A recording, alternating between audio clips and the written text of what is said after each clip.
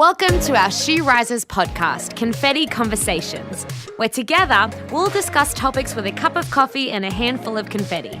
Join our host, author and speaker Holly Wagner and her friends as they share their experiences on real issues, real questions from you, and throw in a little random nonsense along the way. Have you ever had a moment in your life where you hope to find courage, but in reality you found yourself gripped by fear? Now, I'm not talking about the kind of fear that keeps you from doing something stupid like get to the edge of a cliff or something, but just a deep personal fear. A fear maybe about your future or a loved one, or maybe there's a situation or a decision at work or even a medical diagnosis or perhaps something that you've done. And that's the kind of fear that leaves each one of us paralyzed and feeling helpless and oftentimes alone. Okay, there's some random fears I happen to look up. There's acrophobia, which is the fear of heights. I'm sure some of you actually deal with that. My husband does not like heights. And there's technophobia, the fear of technology. Anyway, there's pyrophobia. Oh, this is one of my favorite ones. Ablutophobia. Anybody know? It's the fear of bathing. You don't want to be friends with someone who has ablutophobia.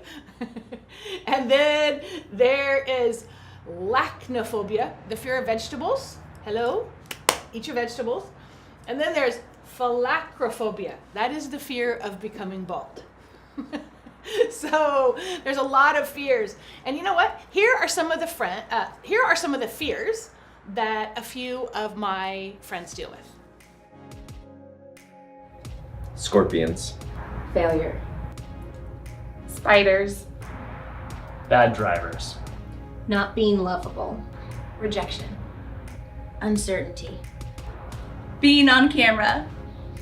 Snakes. Okay, so let's face it. There are a lot of people who experience fear in the world. There's fear of getting hurt, fear of falling, financial fears, dying fears, all sorts of fears. I read this story one time about this man named Bart, and he was a professional thief, and just his name struck fear into people. He robbed dozens and dozens of Wells Fargo coaches back in the stagecoach days, but between 1875 and 1883.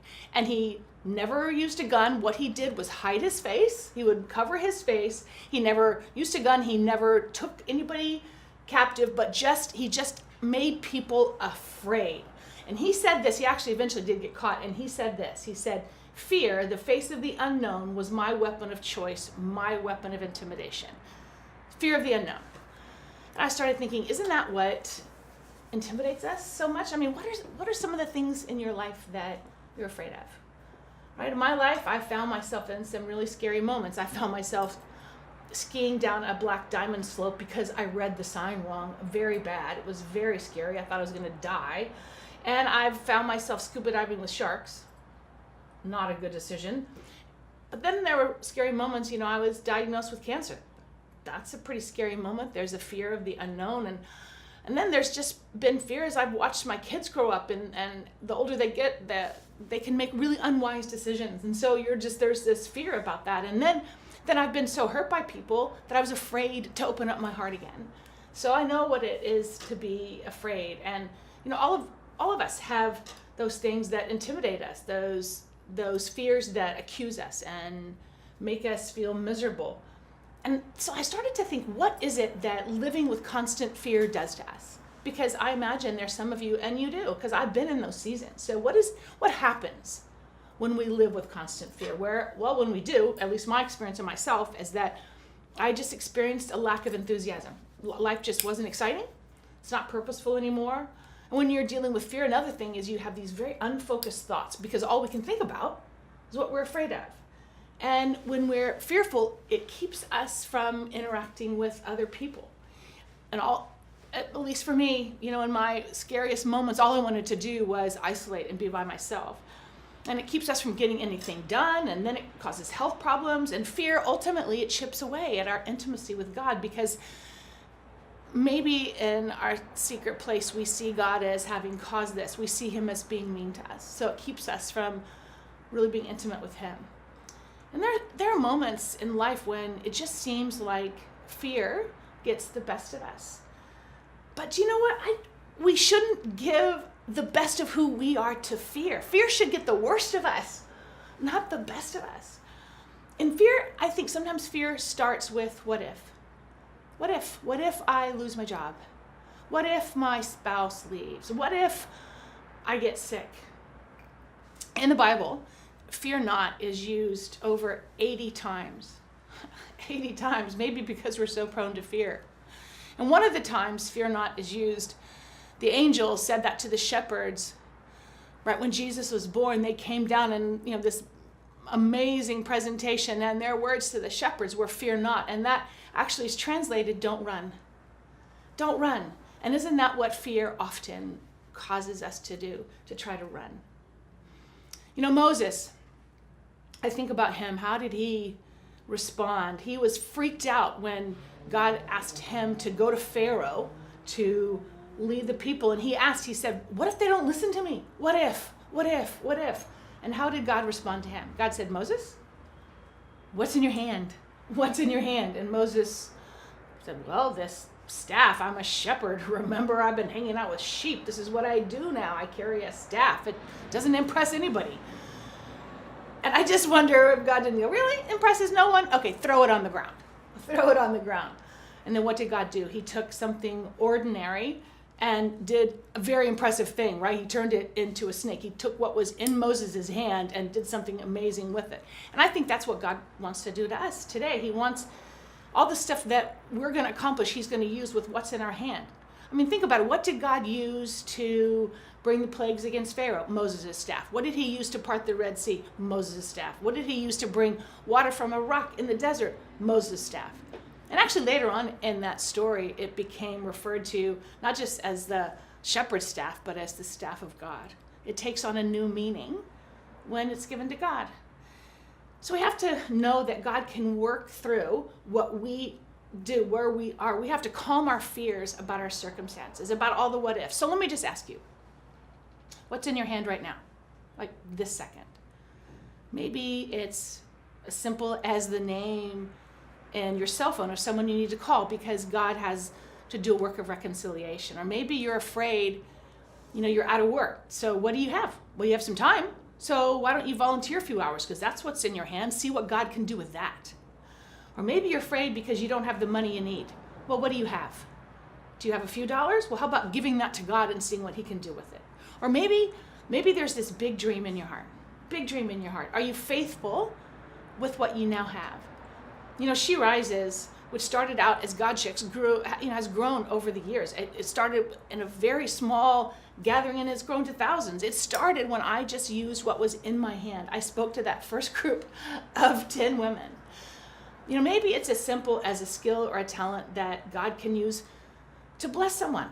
Because I think it's only as we let God use what we have today that ultimately we can trust God with all the what ifs about tomorrow. So what's in your hand? What do you have? Okay, it sounds nice, right? That God will use what's in our hand. But today in the situation that I'm in, perhaps you're thinking, that's not enough. Holly, it's not enough. There's too much pain. There's too many obstacles, so I just want to give up.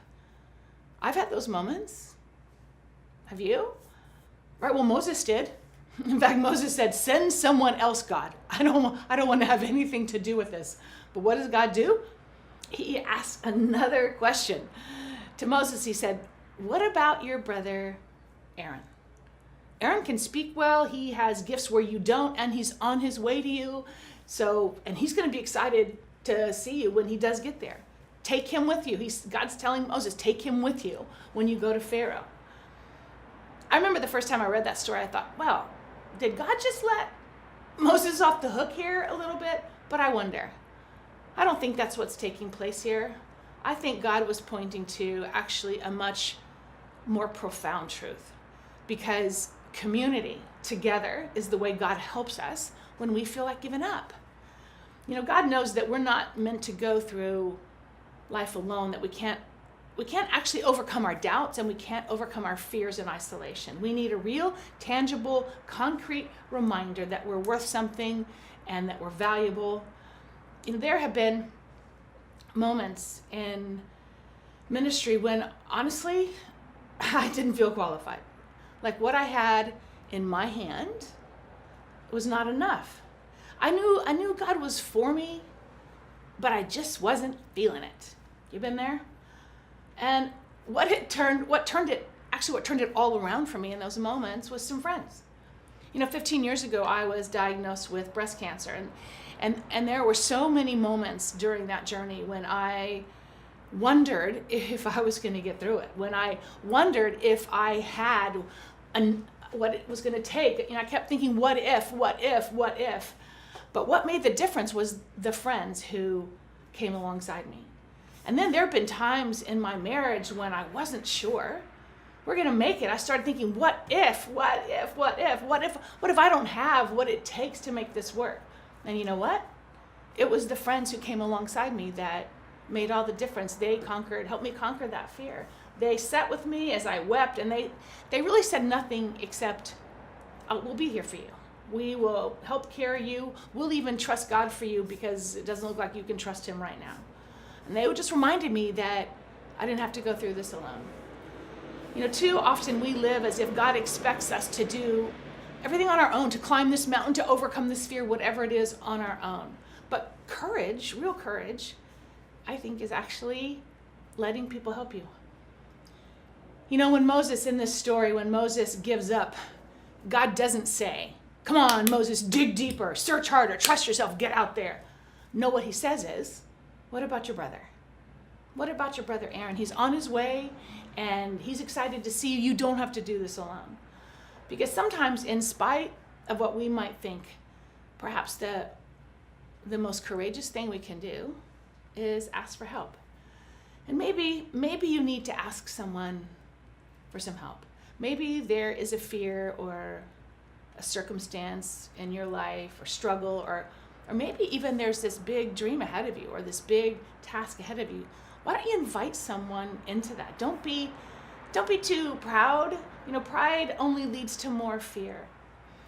Isaiah 43:1 says, I love this, says, do not fear, for I have redeemed you. This is God talking to us. Says, don't fear, for I have redeemed you. I have summoned you by name. You are mine.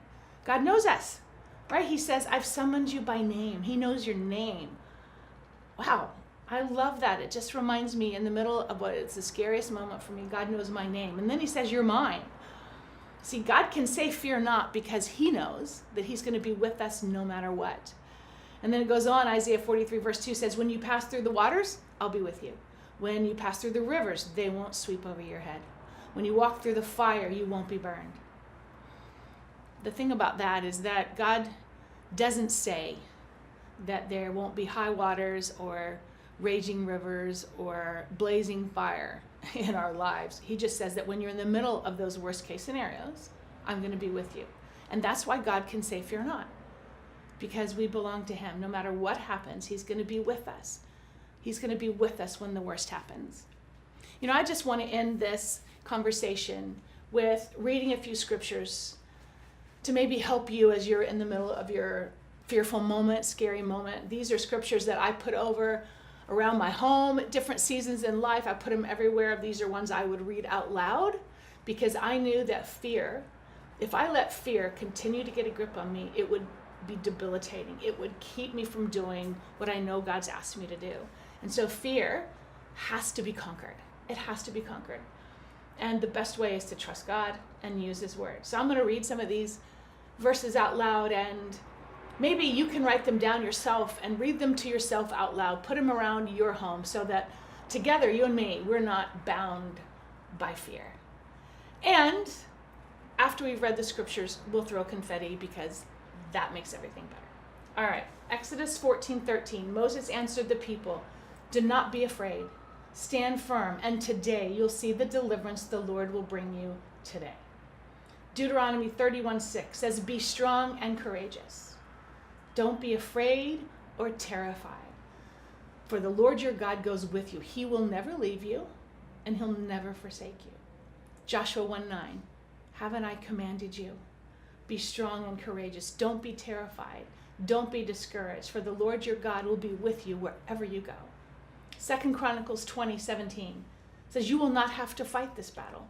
Take up your positions, stand firm, and see the deliverance the Lord will give you, O Judah and Jerusalem. Don't be afraid. Do not be discouraged. Go out and face them tomorrow, and the Lord will be with you. Job 11:15. Then you will lift up your face without shame, and you will stand firm without fear. 1 Corinthians 16:13. Be on your guard. Stand firm in the faith. Be women of courage. Be strong. Come on, team. Come on, She Rises family. We can conquer fear. And don't forget, you're confetti. Thanks for joining us today. If you have a topic you'd like to submit, we'd love to hear from you. Please email us at sherises@oasisla.org. And for more information about She Rises, Holly Wagner, or our upcoming She Rises events, including our annual conference, please visit sherises.com. And make sure you're following us on Instagram, Facebook, and Twitter at She Rises LA.